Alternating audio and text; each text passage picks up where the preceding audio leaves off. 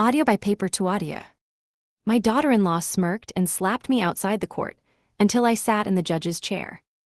The hand came out of nowhere. 1 second I was standing on the courthouse steps, adjusting the strap of my worn leather bag. The next, Renata's palm connected with my cheek so hard that my glasses flew off and skittered across the stone steps. The sound cracked through the morning air like a gunshot. People stopped walking. A delivery man with a dolly of boxes froze mid-stride. 2 young attorneys in crisp suits turned around. A woman in scrubs dropped her coffee. And Renata Vasquez, my daughter-in-law, my son's wife of 4 years, stood there in front of the Keller County Family Courthouse, her chest heaving, her designer blazer perfectly pressed, pointing her finger directly at my face. "You have no business being here, Dorothy." Her voice carried across the plaza like she was addressing a courtroom. "You are an embarrassment. You have always been an embarrassment. You are the reason this family can't move forward." My son Marcus stood 6 feet behind her. His hands were in the pockets of his charcoal suit. He was looking at the ground. He didn't say her name. He didn't take a single step toward me. He just stood there, still as a statue, while his wife raised her voice and his mother's cheek burned in the cold morning air. I bent down slowly and picked up my glasses. One of the lenses had a hairline crack running through the corner. I straightened up. I didn't yell. I didn't cry.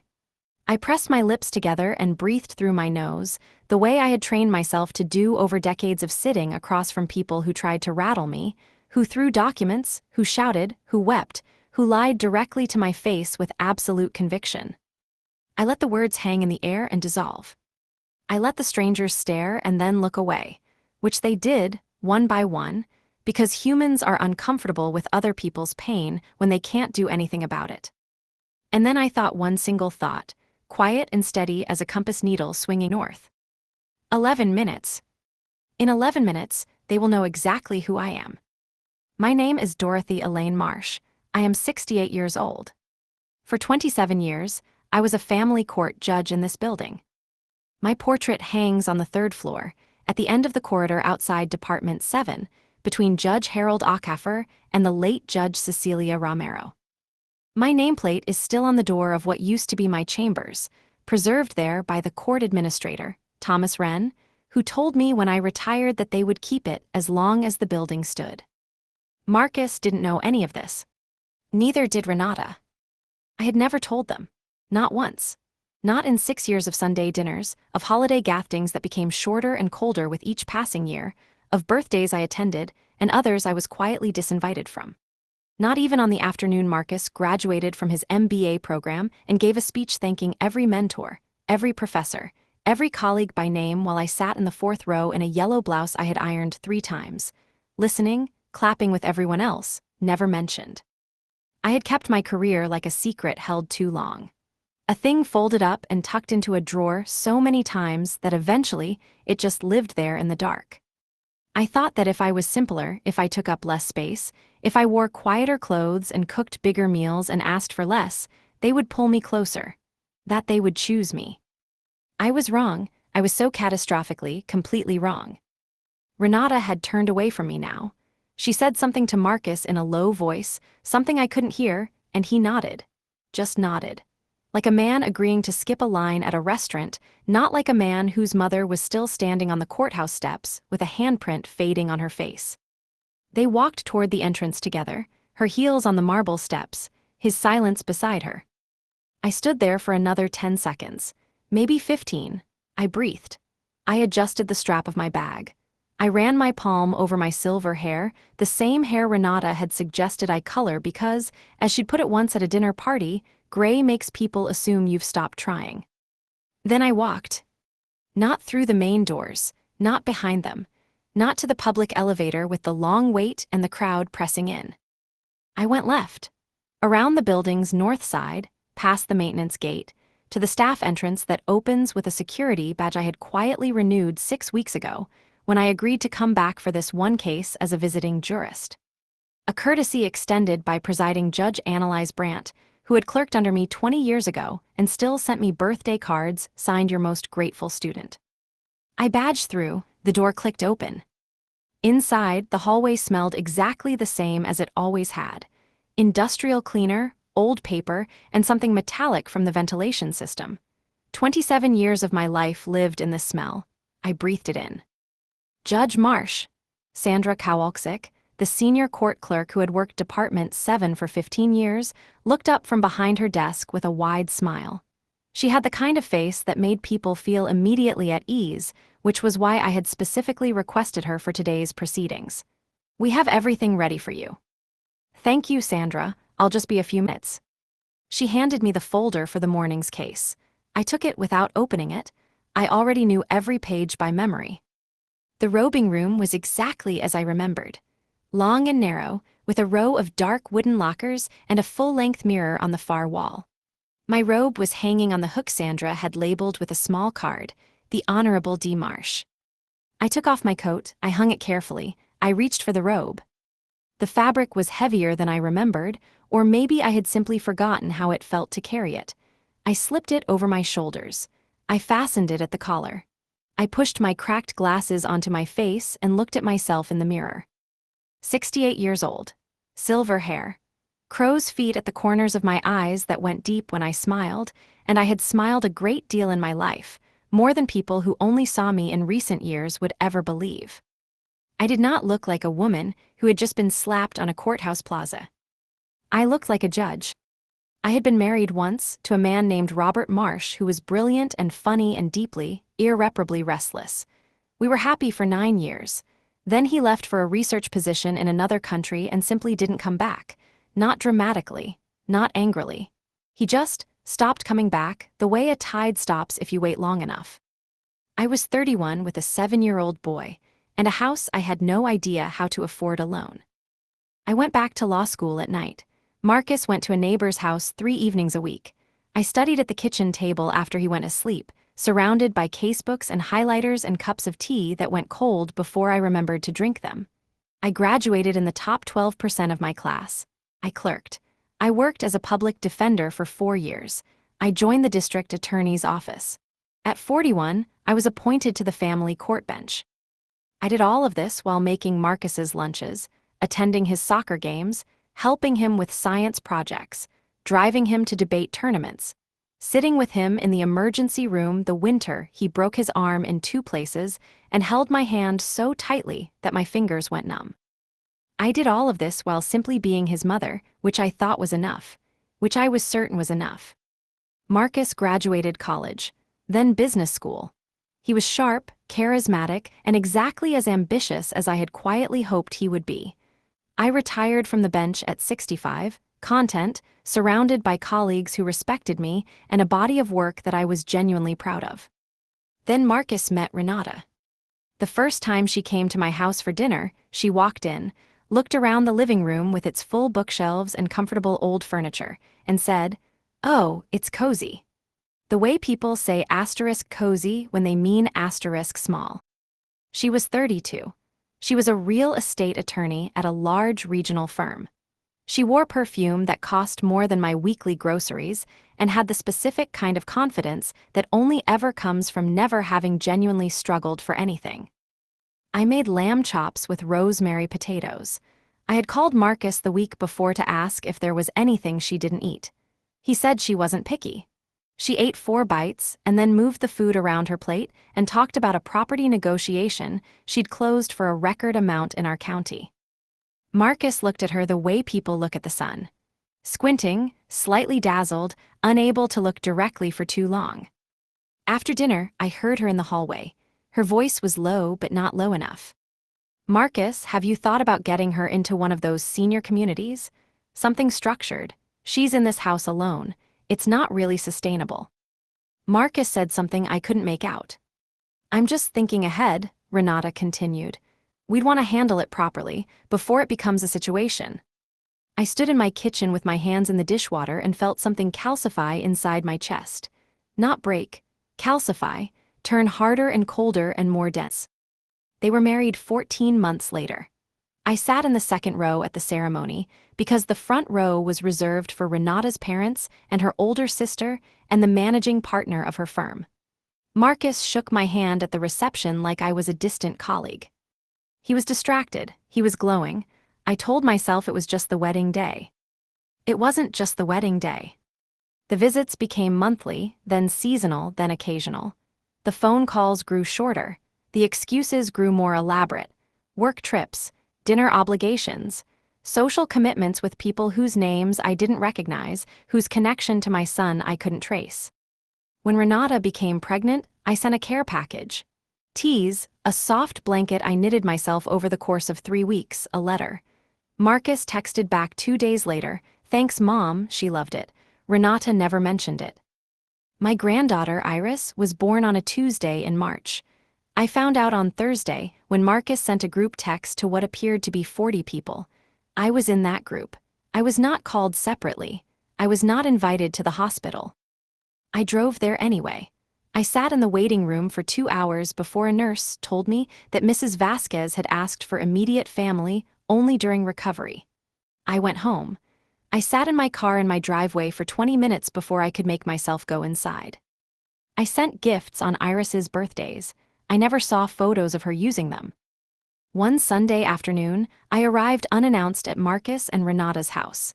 I had a wrapped picture book and a carved wooden toy I'd found at a craft market, chosen carefully because Iris had just turned 3 and I knew 3-year-olds loved things they could hold. Renata opened the door. She looked at me. She looked at the gift. She said, "Dorothy, we have people over. This isn't really a good time." I said, "I'm her grandmother." Renata said, "She doesn't really know you yet. I don't want to overwhelm her." And then she closed the door. Not slammed, closed politely, which was somehow worse. I walked back to my car. I drove home. I put the gift on the shelf in the spare bedroom, next to the other things I had bought for Iris that I hadn't yet found a way to deliver. The thing that changed everything was a phone call I wasn't supposed to hear. 6 months ago, I was at Marcus's house to drop off some documents he needed, tax records from his father's old investment accounts that he was finally sorting through. He had let me in and gone upstairs to find something. His phone was on the kitchen counter. It rang. He called down and asked me to check who it was. I looked at the screen. It was his business attorney, a man named Craig Delaforth. I didn't answer, but the voicemail played through the speaker automatically, a setting Marcus must have activated, and I heard it. "Marcus, it's Craig. I've reviewed the documents Renata sent over. The competency framework is solid. Given her age and the property value, I think we can move forward with the consultation in about 4 months. Give me a call." I set the phone down very carefully, face down, exactly as it had been. Marcus came back downstairs with the records I needed. We talked for 12 minutes about tax years and filing deadlines. He kissed me on the cheek at the door. I drove home and sat in my kitchen and didn't move for a long time. Competency framework, property value, 4 months. My house. My mind. My life. They were building a legal case to have me declared mentally incompetent so they could assume control of my estate, which was primarily my house, the house I had owned for 31 years, paid off with my own salary, maintained with my own hands. The house where I raised Marcus. The house where Robert left. The house where I had sat at the kitchen table studying until 2 in the morning so that I could become someone, so that my son could have a better life. They were going to take it, sell it, and put me somewhere quiet where I wouldn't be inconvenient anymore. That night, I made 2 decisions. The first was to call my own attorney, a woman named Patricia Osai, who had appeared before my bench 17 times over the years and was one of the sharpest legal minds I had ever encountered. I told her everything. She listened without interrupting. Then she said, very quietly, "Dorothy, we are going to build a wall around you so solid that no one could ever touch you." We spent the next 6 weeks doing exactly that. Complete neurological and cognitive evaluations. A comprehensive psychiatric assessment. A legally reinforced update to my will with conditions and custodial protections that would take a full appellate process to challenge. Medical certifications. Notarized affidavits from 3 separate physicians confirming my full mental competency. And then Patricia hired an investigator. The investigator found things. Renata Vasquez was not the successful attorney she appeared to be. Beneath the polished surface, her finances were a disaster. She had borrowed against Marcus's business accounts in amounts he clearly didn't know about. She had made a series of bad property investments through a shell company and was being pursued by 2 private lenders. Most critically, she had forged Marcus's signature on a refinancing agreement for their home, drawing out equity to cover debts that predated their marriage. She needed money, a significant, immediate amount, and my house, valued at $240,000, was the fastest available solution. That was why she wanted me declared incompetent. That was the timeline Craig Delaforth had referenced. That was what 4 months meant. I sat with all of this information spread across Patricia's conference table and felt something I hadn't expected to feel. Not rage, not even grief, something quieter. Clarity. I had spent years making myself smaller to fit into a space in my son's life that Renata had decided I was allowed to occupy. I had concealed my career, my achievements, my identity, because I thought it would make them comfortable. Because I was afraid that if they knew how accomplished I was, it would create distance rather than closeness. Instead, I had simply handed them a target. A quiet old woman with no apparent resources and a valuable piece of property. I was done being that woman. Patricia looked at me across the table. What do you want to do with all of this? I thought for a long moment. I want them to see me, I said. Not punished, not humiliated, I want them to see me. Patricia was quiet, then she said, I have an idea about that. It turned out that Renata had a significant custody case coming up. She was representing a father in a bitter dispute over primary custody of 2 children. The case had been filed in Keller County Family Court, my building, my corridors. And the judge originally assigned to the case had been forced to recuse due to a prior professional relationship with opposing counsel. Judge Brandt had called me 3 weeks earlier. A favor, she said, a visiting jurist assignment for one morning. One case. My expertise in complex custody matters was unparalleled, she said. She'd be personally grateful. I had said yes. I had not told Marcus. I had not told Renata.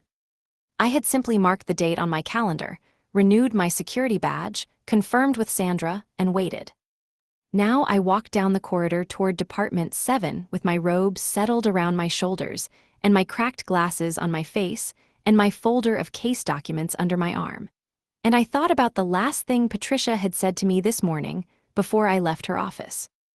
Remember, you are not doing this for revenge. You are doing this because you have a right to be seen. There is a difference. I pushed open the courtroom door. The room was full, attorneys reviewing notes at their respective tables, family members in the gallery. A court reporter at her machine, 2 deputies near the door. Sandra at the clerk's desk, who looked up when I entered through the side door and gave me a small nod. Renata was at the plaintiff's table, her back was to me. She was talking to her associate, a young man in a blue tie who was nodding rapidly while she pointed at something in a binder. She had the posture of someone who had already won. The slightly forward lean, the quick gestures, the contained smile. Marcus was in the gallery, 3rd row on the aisle. He had come to watch her. He was looking at his phone. Neither of them saw me climb the 3 steps to the bench. I sat down. I placed my hands on the surface in front of me. I waited. The ambient noise of the room continued for approximately 15 seconds, long enough for the reality of the change in atmosphere to travel through the space the way weather travels, person to person, glance by glance. Someone in the back gallery looked up. Then the person beside them. Then someone at the defense table lifted his head. Renata was still talking. Sandra stood. All rise. Her voice was clear and practiced and carried to every corner of the room. The Honorable Dorothy Elaine Marsh presiding. Department 7 is now in session. The room rose. Renata rose with it automatically, still closing her binder, still mid-sentence to her associate, still oriented toward her table. And then she turned. She saw me. The binder slipped, she caught it, barely. Her face did not go through emotions slowly the way it does in movies. It happened all at once, a single comprehensive rewrite. Every assumption she had ever made about me, about who I was, about what I was, recalculating simultaneously in real time. Confusion collapsed into recognition. Recognition collapsed into horror. Marcus stood up so fast his knee hit the seat in front of him. He grabbed the back of the pew. He stared at me with his mouth slightly open and his face the color of old paper. I didn't smile. I didn't make any acknowledging gesture. I opened my folder. Please be seated. I waited for the room to settle. This is the matter of Holloway versus Holloway, case number FC 2024-1182, a petition for modification of primary custody arrangements. I am Judge Dorothy Marsh, serving as visiting jurist by appointment of presiding Judge Brandt. I looked up and let my eyes move across the room with the same unhurried authority I had used for 27 years. Counsel, please identify yourselves for the record. The defense attorney stood immediately. Thomas Garza for the respondent, Your Honor. A pause, 5 seconds of silence like held breath. Counsel for the petitioner, I said. Renata stood, her chair scraped. Her voice came out stripped of all its morning confidence, reduced to something small and careful. Renata Vasquez for the petitioner, Your Honor. Your Honor. That same mouth that had said asterisk embarrassment. That same voice that had said asterisk filthy old woman. Now wrapping itself around the only 2 words she had available to her in this room, in front of these witnesses, under these rules. Your Honor. I let the words settle. Thank you, Ms. Vasquez. Are both parties prepared to proceed? Yes, Your Honor, said Thomas Garza. Another pause, Renata swallowed visibly. Yes, Your Honor. I picked up my pen. Then let us begin. She fell apart gradually, not all at once. The first crack appeared when I asked her to walk through her client's position on the existing parenting schedule. She had clearly prepared a rehearsed opening, and she delivered the first paragraph reasonably well. But then I asked a clarifying question about a specific provision in the original custody agreement, page 17, subsection 4, and she reached for the wrong binder. Then the right binder but the wrong tab. The room waited. Take your time, Ms. Vasquez. She found the page, she answered the question, but the rhythm was broken. I asked about a psychological evaluation referenced in her client's petition. She cited the date incorrectly. I corrected her gently, precisely, and moved on without dwelling. That was worse, somehow, than if I had pressed. The gentleness of it, the absolute professional normalcy. I was not punishing her. I was simply doing my job. And the contrast between how she had spoken to me outside this building and how she was required to speak to me inside it was not something I manufactured. It existed in the structure of the law itself, in the architecture of the room, in the simple fact that I had spent 27 years building something real and she had assumed, without ever asking, that I had not. Marcus sat in the gallery with his hands clasped between his knees and did not look at his phone again.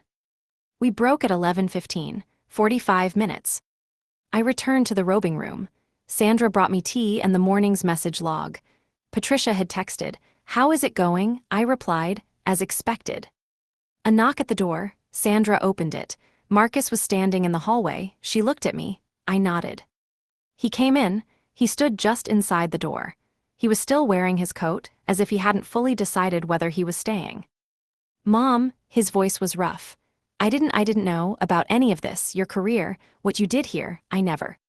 You never asked, I said, quietly, without accusation, just the fact of it. He flinched. No, I didn't. Sit down, Marcus. He sat. I stayed standing, because I wasn't ready to give up the authority of the posture yet. Not yet. 6 weeks ago, I had Patricia open a legal investigation. I want you to understand why. I watched his face.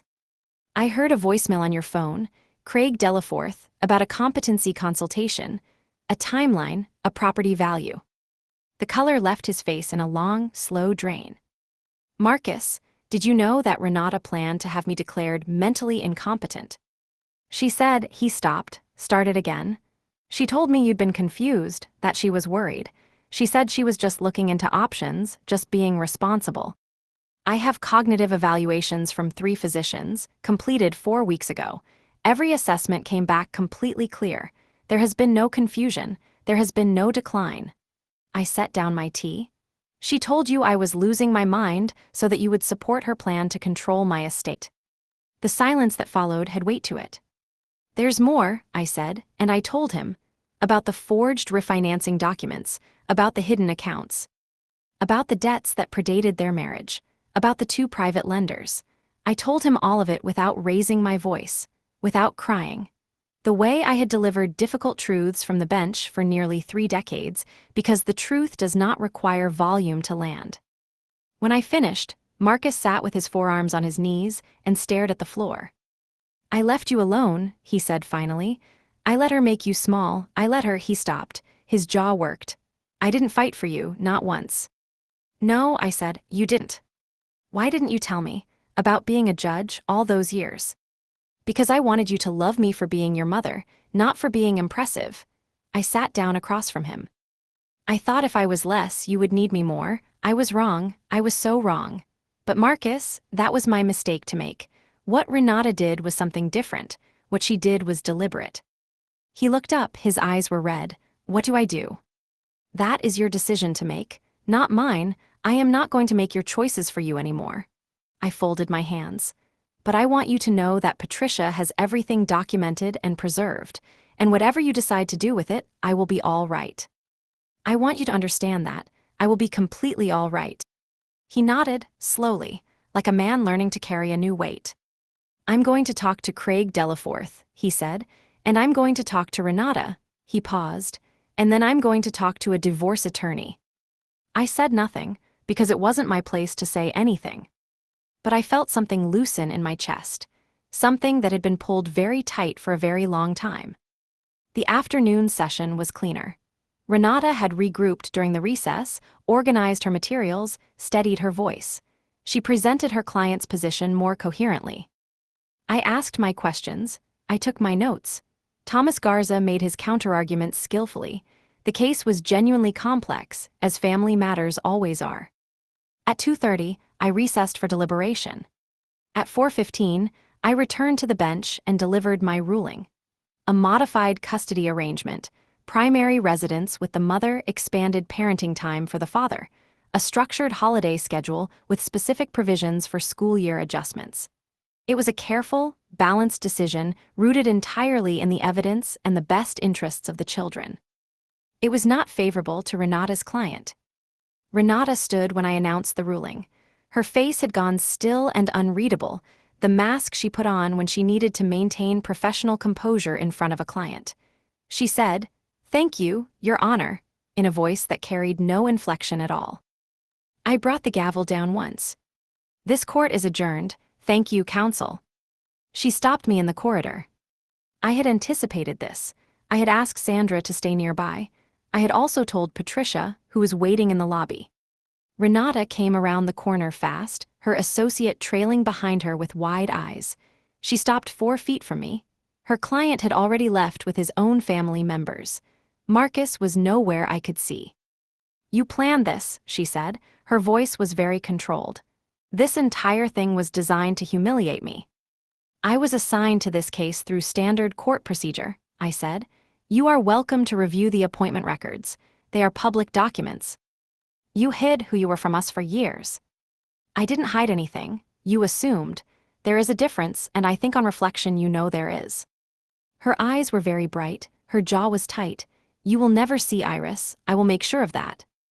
I looked at her steadily. "Renata, I have spent 6 years watching you make decisions designed to isolate me from my son and my granddaughter. I have been patient because I love them. I am telling you now, as clearly as I know how to say it, that I am done being patient. My attorney has documentation of the refinancing fraud, the forged signatures, the hidden accounts. The competency framework you were building." I kept my voice level. "What happens with that documentation depends entirely on what happens next.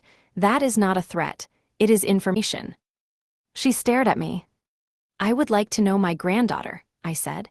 "I would like to be a part of this family in whatever capacity is real and honest. That is what I want. I am telling you what I want instead of simply enduring whatever is given to me, because I should have done that years ago." I adjusted my folder under my arm. "I hope you'll consider it." I walked past her down the corridor toward the lobby. Patricia was waiting by the front door.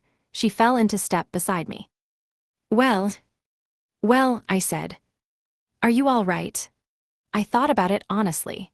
The burned cheek from the morning, the cracked lens in my glasses, the conversation with Marcus in the robing room, the ruling I had delivered, the look on Renata's face when she'd first seen me in the chair.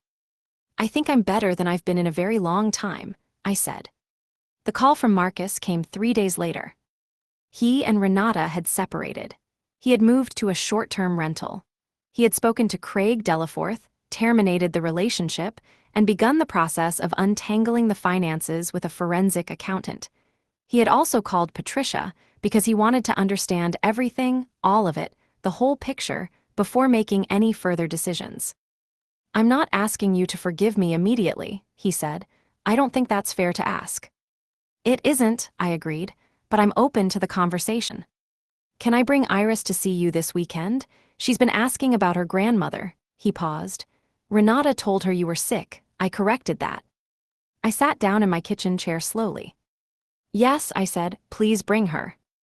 Iris was 4 years old, with Marcus's dark eyes and her own particular way of tilting her head to one side when she was considering something, like a small bird deciding whether to trust a new branch. She walked into my living room and looked at the bookshelves. She pointed at the framed photograph on the top shelf, me in my robes on my last day on the bench, surrounded by colleagues, laughing at something someone had just said. "Is that you?" she asked. "That's me." "You have a costume." "It's called a robe. Judges wear them." "What's a judge?" I sat down on the couch and patted the cushion beside me. She climbed up immediately, without hesitation, the way children do when they haven't yet been taught to be cautious. She smelled like strawberry shampoo and something warm and clean. "A judge," I said, "is someone who listens very carefully to both sides of a story and then tries to figure out the fairest thing to do." She considered this with great seriousness. "Like when Daddy says I have to share the crayons, but I had them first." "Exactly like that." "That's hard," she said. "It is," I agreed. "It's the hardest job there is." She leaned against my side, small and warm and entirely trusting. Marcus was standing in the doorway. He had his father's way of filling a door frame, broader at the shoulders than he seemed when he was moving. He was looking at us with an expression I hadn't seen on his face since he was very young, open, unguarded, a little overwhelmed. I met his eyes. I didn't say anything, he didn't either. Some things don't need language. Some things are just the slow work of returning to each other, unhurried, one Sunday afternoon at a time. 6 months later, Judge Brandt offered me a formal consulting position. 2 mornings a week, complex cases, mentorship for new jurists. I accepted. Patricia and I had lunch on Thursdays. She was already one of the best lawyers in the county and climbing. Sandra retired from the court, and we threw her a party in the conference room with terrible sheet cake and good champagne and stories that went on for 3 hours. Marcus's firm stabilized after the financial audit. He hired a new managing partner he trusted. He was quieter now, more deliberate. I thought it suited him. Renata moved to another city. I didn't follow the news about her closely, but I heard from Patricia that she'd found work outside of litigation. I felt no satisfaction in that, only the particular sadness of watching someone waste genuine ability on things that weren't worth it. One evening in early winter, Iris and I were sitting at my kitchen table. She was painting. I was reading case files. The lamp between us made a warm circle of light in the dimming room. She held up her painting. It was a figure in a long black shape, standing very straight, with silver streaks for hair. "It's you," she said. "I can see that. You look important." I set down my reading glasses. I looked at her small face, so earnest, so certain. "You know what, my love," I said, "I am." She nodded, satisfied, and went back to her painting. I picked up my reading glasses. I went back to my case files. Outside, the first snow of the season was just beginning to fall, quiet, unhurried, settling over everything equally, the way justice is supposed to work. My name is Dorothy Elaine Marsh. I was a judge for 27 years. I raised my son alone. I survived being made invisible by the people who were supposed to see me most clearly. I survived believing for too long that I had to earn love by shrinking.